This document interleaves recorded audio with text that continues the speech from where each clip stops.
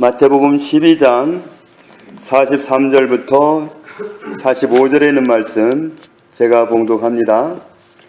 더러운 귀신이 사람에게서 나갔을 때에 물 없는 곳으로 다니며 쉬기를 구하되 쉴 곳을 얻지 못하고 이에 이르되 내가 나온 내 집으로 돌아가리라 하고 와 보니 그 집이 비고 청소되고 수리되었거늘 이에 가서 저보다 더 악한 귀신 7을 데리고 들어가서 거하니 그 사람의 나중 형편이 전보다 더욱 심하게 되느니라.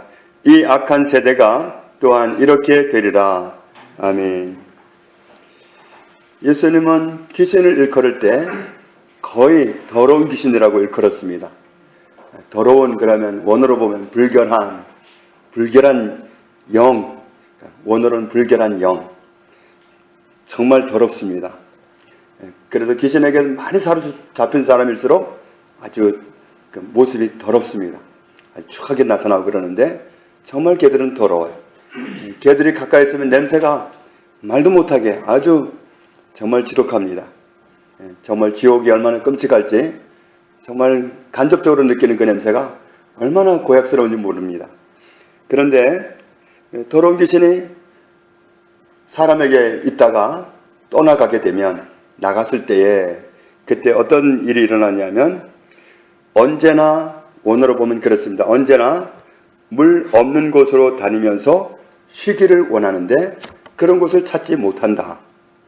언제나 물 없는 곳을 찾아서 다니면서 거기 가서 쉬기를 원하지만 찾지를 못한다.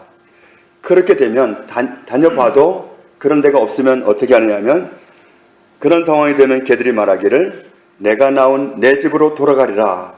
그리고는 전에 제가 거했던 그 사람을 찾아가 보는 겁니다. 가보니까 마침내 상황이 어떻게 됐냐면 비어있고 청소가 되어있고 정리가 되어 있다. 그러면 이제 들어가자 그러는 게 아니라 다시 가가지고는 저보다도 악한 귀신 7을 더 데리고 와가지고 들어가 버리니까 그 사람의 나중 형편이 전보다 더 심하다. 저는 그 한 놈이 있어서 문제였지만 이제는 더 악한 귀신 7을 데리고 와서 거주해 버리니까 문제가 전보다 더 심각해진다. 그렇게 표현합니다. 43절 말씀에서 물 없는 곳을 찾아다닌다 그랬죠. 사람에게서 쫓겨나는 귀신은 물 없는 곳을 찾아다닙니다. 물 없는 곳, 다르게 번역하면 광야라고도 할 수 있습니다. 물 없는 곳은 광야입니다. 광야하면 광야의 특징이 뭐냐면 광야에서 가장 불편하게 다가오는 게 뭐죠? 목마름, 그리고 기근, 배고프고 목마르고 광야에는 먹을 것도 없고 마실 것도 없고 그게 문제입니다. 그런 곳을 찾아다닌다. 그렇다면 물이 없는 곳, 정말 먹을 것도 마실 것도 없는 그런 광야, 그런 곳은 어떤 곳일까? 그런 곳이 어떤 곳인지 말씀하고 있는데 아모스 8장을 보겠습니다. 구약성경 1283페이지 아모스 8장 11절입니다.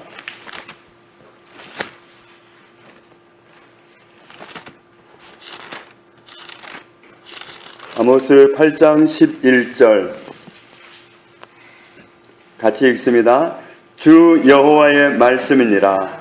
보라 날이 이를지라. 내가 기근을 땅에 보내리니 양식이 없어 주림이 아니며 물이 없어 가람이 아니요 여호와의 말씀을 듣지 못한 기갈이라. 아멘. 사람은 영적인 존재입니다. 영적인 존재는 영혼은 하나님의 말씀이 양식입니다. 그래서 예수님이 사람이 떡으로만 살 것이 아니요 하나님의 입으로부터 나오는 모든 말씀으로 살 것이다. 사람은 양식만이 아니라 말씀을 먹어야 살도록 영은 그렇게 되어 있습니다.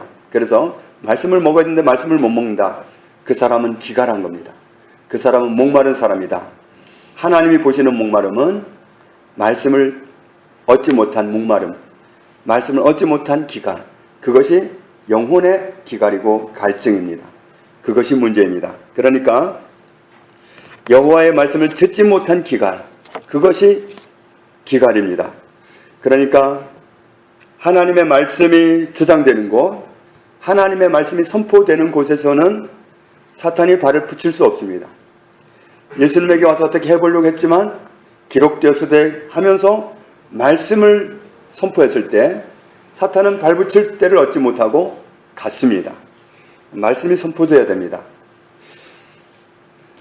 불결한 영 사탄이 말씀을 선포하면, 말씀을 가지고 권리를 주장하면 떠나갑니다. 기록되었으되, 기록된 말씀에 의하면 질병은 나의 것이 아니야. 그렇게 권리 주장을 말씀을 통해서 하면 걔들은 힘을 잃습니다. 기록된 말씀에 의하면 나는 부유하게 사는 게 맞아.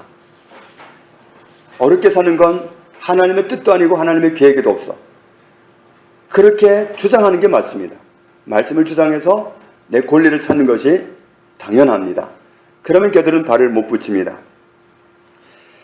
불결한 영, 사탄의 영, 이들은 어떤 존재냐 하면 베드로전서 5장을 보겠습니다. 베드로전서 5장 8절.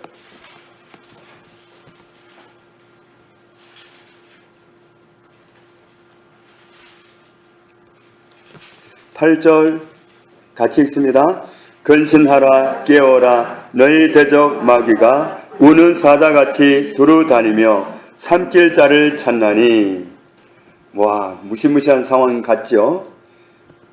너희 대적 마귀가 우는 사자같이 두루다니면서 삼킬 자를 찾고 있다. 언뜻 보면 굉장히 무서운 것 같습니다.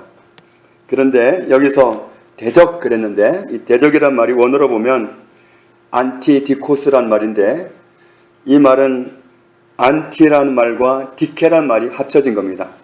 안티는 뭐뭇을 반대하여 그런 뜻이고 디케는 대항자, 고소 상대자 이런 뜻입니다.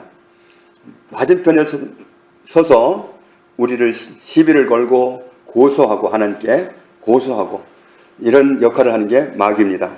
너희 대적 마귀가 우는 사자같이 두루다니면서 삼킬 자를 찾고 있다. 그걸 막아내기 위해서 어떻게 하라고 그랬죠? 9절 첫 부분만 같이 읽겠습니다. 너희는 믿음을 굳건하게 하여 그를 대적하라. 너희는 믿음을 굳건하게 하여서 그를 대적하라. 이 대적한다는 말은 안디스템이란 말인데 안디스템이란 말은 안티란 말과 히스템이란 말이 합쳐진 겁니다. 안티는 방금 말씀드린 것처럼 무엇을 반대하여 그런 뜻이고 히스테미는 선다는 뜻입니다. 반대해서 서는 겁니다. 사탄을 반대해서 서는 거, 이게 안티 히스템입니다. 안디스템이. 그래서 너희는 믿음을 굳건하게 해서 그를 대적하라. 그러니까 마귀가 우는 사자처럼 두루다니면서 삼킬 자를 찾고 있는 세상에 우리가 살고 있기 때문에 그를 막아내기 위해서 믿음을 굳건하게 해서 그를 대적하라. 믿음을 굳건하게 해서.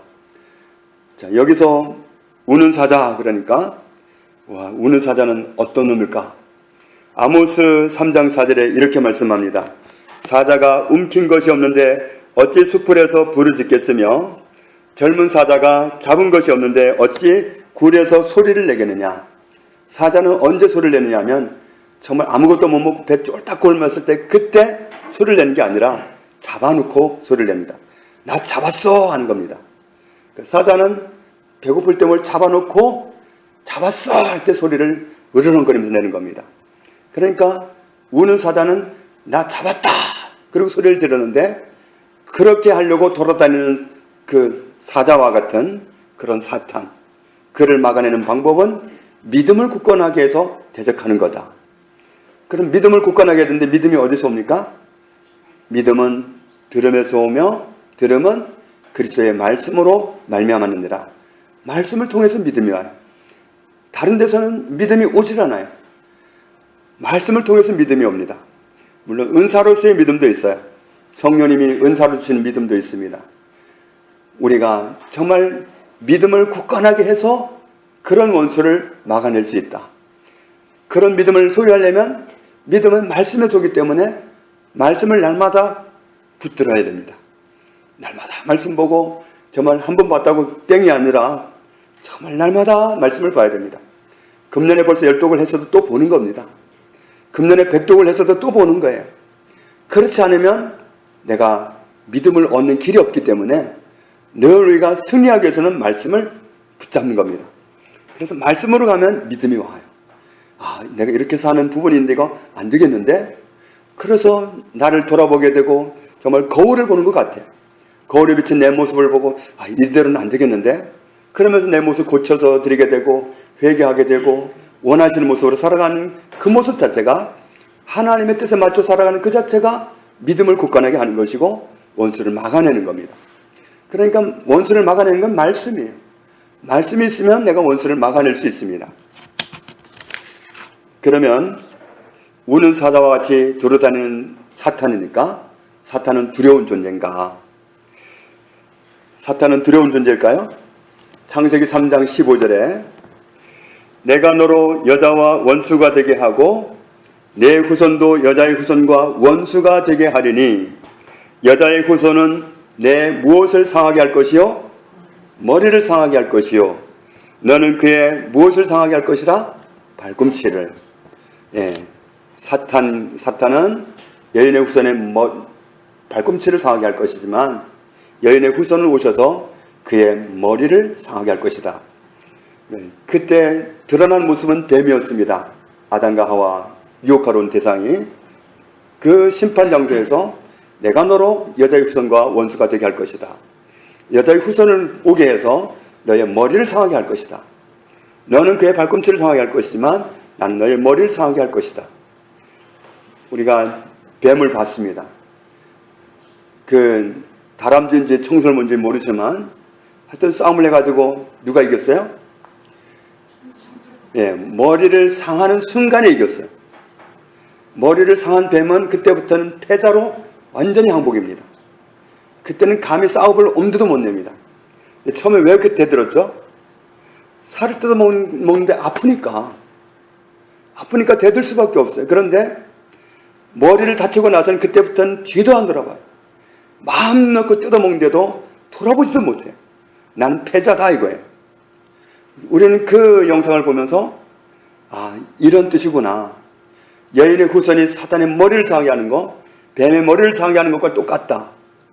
뱀은 머리를 상하면 끝이에요. 나는 졌어요. 그때부터는 싸울 엄두도 못 냅니다.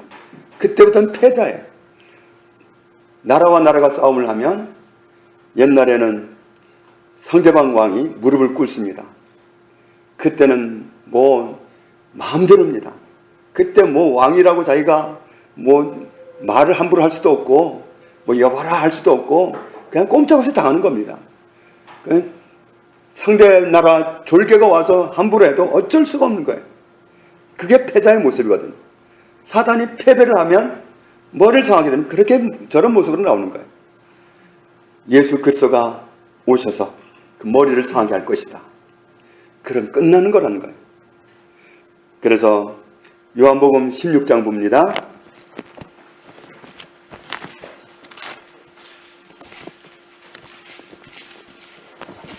요한복음 16장 끝절 33절입니다.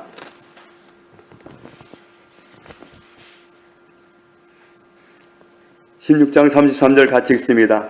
이것을 너희에게 이르는 것은 너희로 내 안에서 평안을 누리게 하려 함이라. 세상에서는 너희가 환난을 당하나 담대하라. 내가 세상을 이기었노라. 아멘. 내가 세상을 이기었노라. 주님은 이미 오실 때부터 이기신 분입니다. 누가 더 해내겠어요? 그리고 주님은 이기셨습니다. 그래서 요한일서 2장 봅니다. 요한일서 2장 13절 14절 같이 읽습니다. 아비들아, 내가 너희에게 쓰는 것은 너희가 태초부터 계신 이를 알았음이요. 청년들아, 내가 너희에게 쓰는 것은 너희가 악한 자를 이기었음이라. 아이들아, 내가 너희에게 쓴 것은 너희가 아버지를 알았음이요. 아비들아 내가 너희에게 쓴 것은 너희가 태초부터 계신 이를 알았음이요 청년들아 내가 너희에게 쓴 것은 너희가 강하고 하나님의 말씀이 너희 안에 거하시며 너희가 흉악한 자를 이기었음이라. 아멘. 13절 끝부분에 너희가 악한 자를 이기었음이라. 14절 끝부분에도 너희는 강하고 하나님의 말씀이 너희 안에 거하시고 너희는 흉악한 자를 이기었음이라. 우리는 이긴 자다. 그러니까 우는 사람같이 다녀봤자 우리는 이긴 자입니다. 이긴 자 앞에서는 그 머리 다친 뱀은 꼼짝도 하지 못합니다. 패거자기 때문에 자기는. 우리는 이긴 사람입니다. 왜 그렇습니까? 4장 4절 봅니다.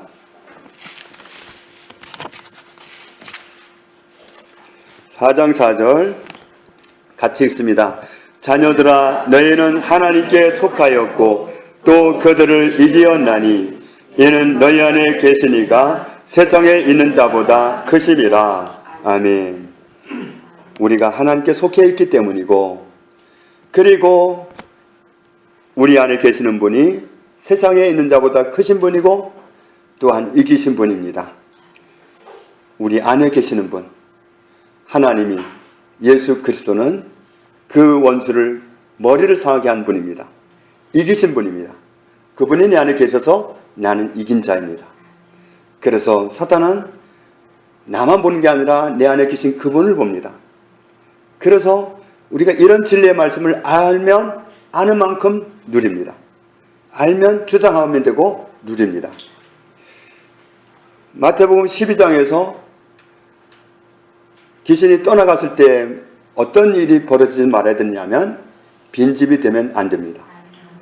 빈집이 되면 원수가 또 돌아와가지고 나쁜 일을 꾸밀 수 있기 때문에 빈집이 되면 안 됩니다. 어떨 때 빈집이 되느냐?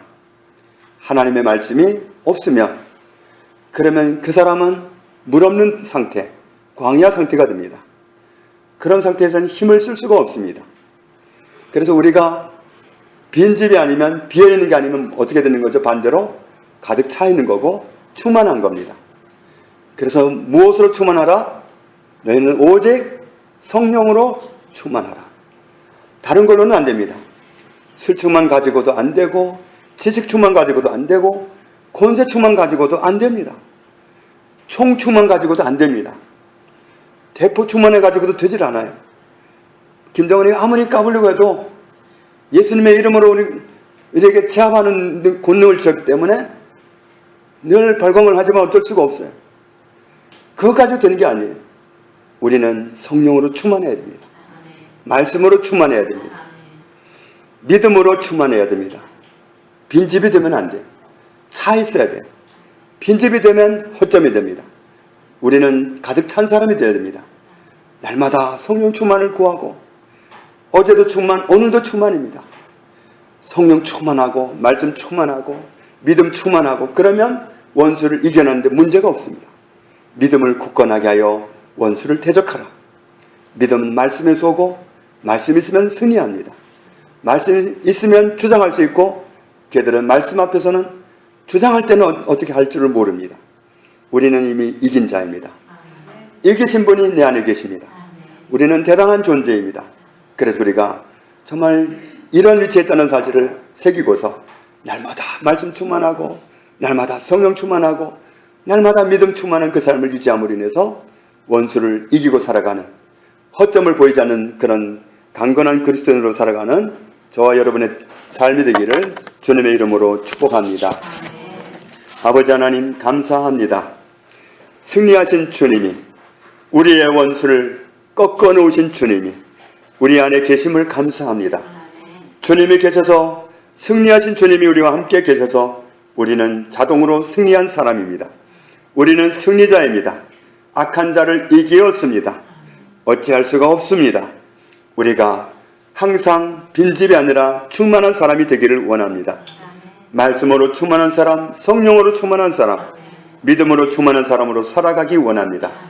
제2의 일생이 한결같이 그와 같도록 복을 주셔서 원수와의 모든 삶에서 승리자가 되게 하시고 하나님 앞에 영광 돌리는 저희들 되게 하옵소서. 예수님 이름으로 기도합니다. 아멘.